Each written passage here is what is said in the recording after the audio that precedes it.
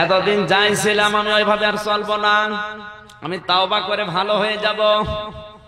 এই নিয়ত যাদের ছিল, 2 নম্বরে ভালো ভালো কথাগুলো শোনার পরে এখন থেকে যারা ওগুলো কাজে লাগাবে, নেক কাজ বলতে ভালো কাজ, মানুষের উপকার হয় এরকম কোন কাজ দুনিয়ায় যদি পাই আমি ওগুলো সম্পাদন করব। এই 2টা কন্ডিশন যারা মেনে নেবে তাদের জীবনের অপরাধ সব আজকে নেকি হয়ে যাবে।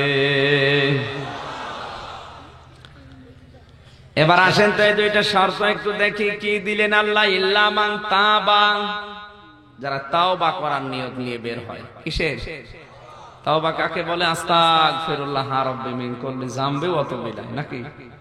হ্যাঁ,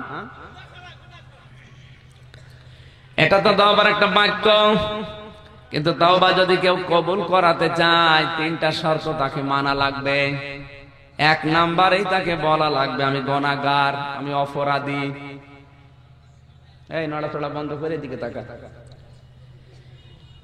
1 নম্বরে আপনাকে বলা লাগবে আমি অপরাধী, আমি গুনাহগার।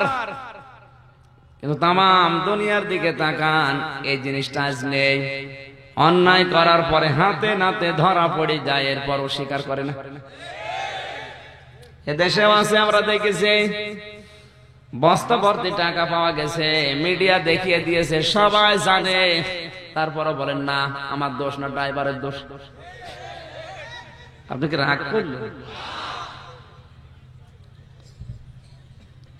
হাতে নাতে ধরা পড়ার পরেও যারা অপরাধ স্বীকার করে না, কত মানুষকে দেখা গেছে 2 নাম্বার গম পৃথিবীতে ধরা পড়ে। এ দেশের কথা কিন্তু আমি বলছি না, এমন দেশ দুনিয়ায় আছে, গম ধরা পড়েছে, সবাই বলছে অসল, এ গম নষ্ট, তারপরে বলে না এর ভেতরে কোনো ষড়যন্ত্র আছে। এই যে হাতে নাতে প্রমাণ হওয়ার পরেও যারা অপরাধ স্বীকার করে না, এই চরিত্রের মানুষ যদি কিয়ামত পর্যন্ত আস্তাগফিরুল্লাহ পড়ে যায়, কবুল হবে? এরকম মানুষ তো বাংলাদেশে এখন খুব কম। 2 নম্বরে আপনাকে অনুশোচনা করা লাগবে, অনুতপ্ত হওয়া লাগবে। হযরতে আদম আলাইহিস সালাম এবং শয়তানের ভেতরে যে পার্থক্য এতটুকুই, আদম আলাইহিস সালাম ভুল করার পরে তিনি অপরাধ স্বীকার করে অনুতপ্ত হয়েছিলেন, আর শয়তান অপরাধ করার পরও ভুল স্বীকার তো করেই নাই, অনুতপ্ত হয় নাই, আল্লাহর কাছে আর্গুমেন্ট পেশ করেছে।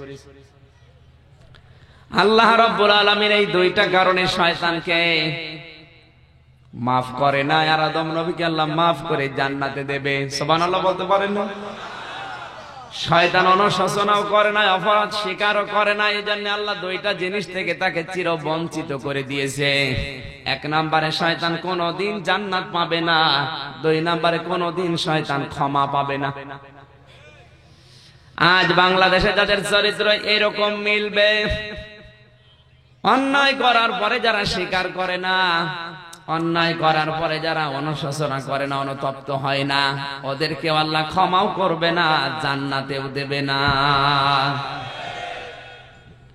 এদেরকে যদি ক্ষমা করে জান্নাতে দিতে হয়, অবশ্যই শয়তানকেও ক্ষমা করে জান্নাতে দেয়া লাগবে। কথা বোঝেন আমার?